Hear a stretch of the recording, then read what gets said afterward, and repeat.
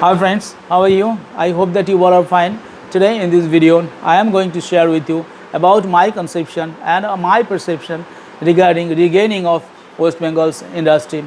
West Bengal was one of the mighty states in India, in British India, and that is why West Bengal had so much potentiality, and it is such a good state and good people and education hub. That is why the British people came here, and they established their capital here in Kolkata. So and in 1947, when West Bengal was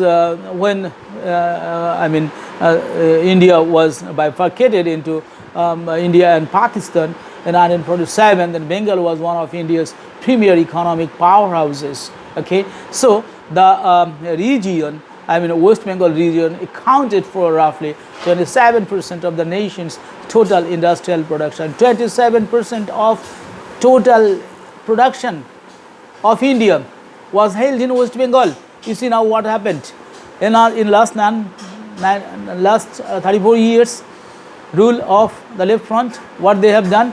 চলছে না, চলবে না, দেব না, দিচ্ছি না, চাক্কা জাম, হচ্ছে না, হবে না, so ভেঙে দাও, গুড়িয়ে দাও. So what type of slogans they raised?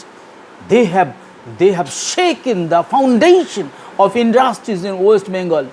They have shaken the basis of West Bengal's industry. They have shaken, they have terrorized the industrialists, and they have driven away one by one the industrialists from this state. What Bidhan Chandra Rai did, what the British people had did in West Bengal, has been distracted by the destructive politics of the left front parties. And later on, in last 15 years, what we have seen here in West Bengal, we have seen here a misrule, a rule of corruption, a rule of cut money, a rule of terrorization of the industrialists, of good people, or of educated people, to the teachers, to the professors, to the businessmen, to all sections of people, those who were not slave, who did not become their slaves. They were tortured, they were misbehaved, they were threatened by the Trinamool Congress party leaders.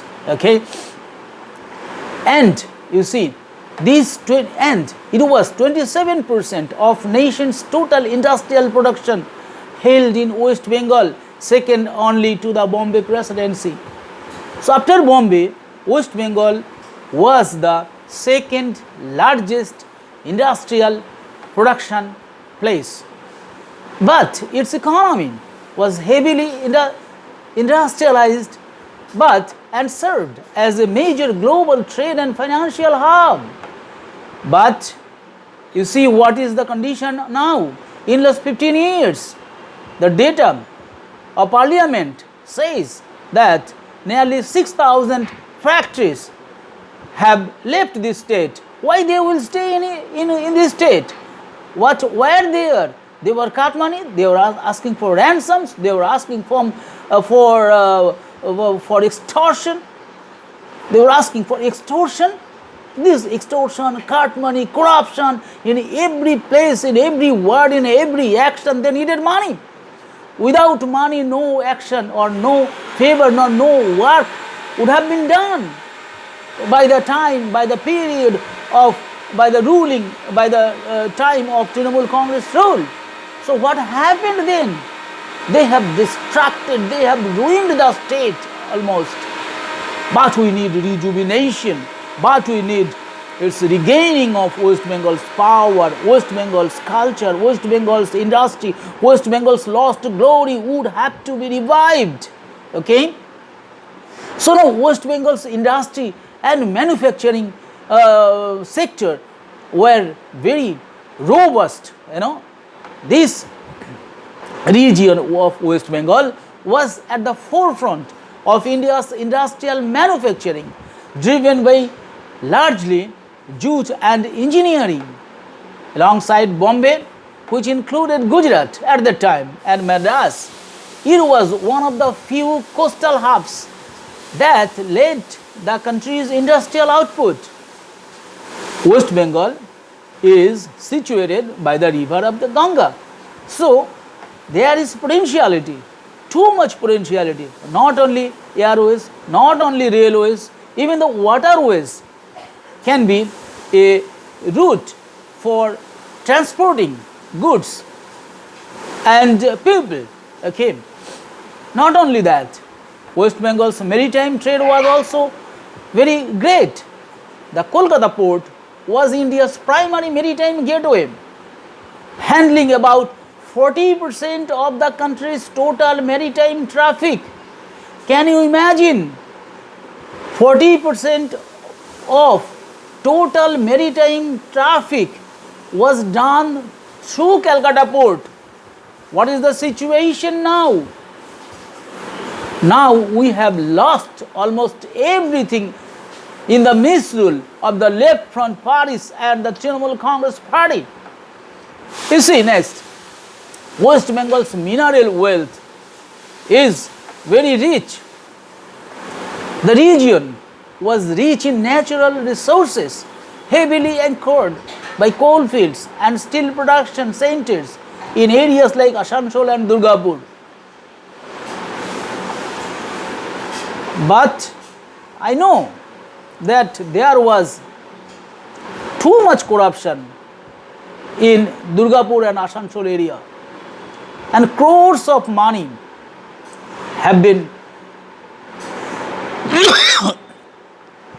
extracted by the industrialists in those industrial belts. So why they will stay, how they will do business? The government, new government, Mr. Tapas Rai, the industry minister, will have to take care of all these things. Our honorable chief minister will have to see all these things and have to handle this very, very sternly. Next, mineral wealth. The region was rich, yes, and still I would say there are many hidden treasure in West Bengal.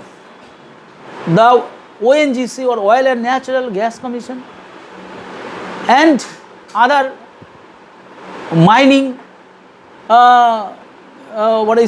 industries should come to West Bengal and see the potentiality. Here I know that many very costly minerals are still lying under the earth. Those should be unearthed by the technical experts. One of my friends was a director of a very good company, very good organization, and he told me that there is a potentiality of mineral resources in West Bengal. Those minerals should be tapped, because the countries who have become rich, they have become rich only through industrial development, not through agriculture. No country in the world have become rich by selling rice or paddy. No. So every country in the world are either large car manufacturing countries, or electronics gadget manufacturing countries, or software making countries. I am talking about China, I am talking about US, I am talking about Germany, I am talking about Japan, so South Korea. So these countries have become rich through their industrial innovation and manufacturing and selling. Similarly, West Bengal will have to walk through the road as has been walked by the developed countries. And I say West Bengal was also the financial and corporate hub. Calcutta was serving as the capital of British India for over a century. The city was the central artery for commerce, housing, the country's major banking headquarters and prominent stock exchange were situated in West Bengal. But we have lost almost in every sector. Our glory, our glamour have already been decreased and have been waning.